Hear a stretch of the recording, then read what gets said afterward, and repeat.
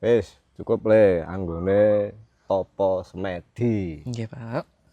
Iki jenenge Tapa Semedi. Tapa Semedi iki kuwi nggo wong Jawa iki perlu supaya awake dhewe iku ngerti sapa jati dirine awake dhewe.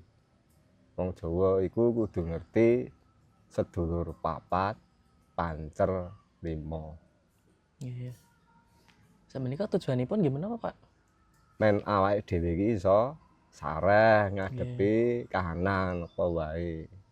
Iso ngerti apa wae. Ngono. Oh, nggih.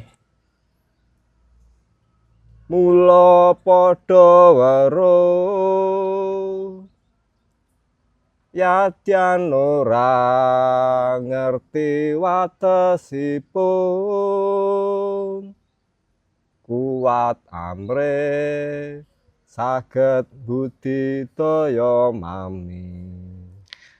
Ati-ati saben laku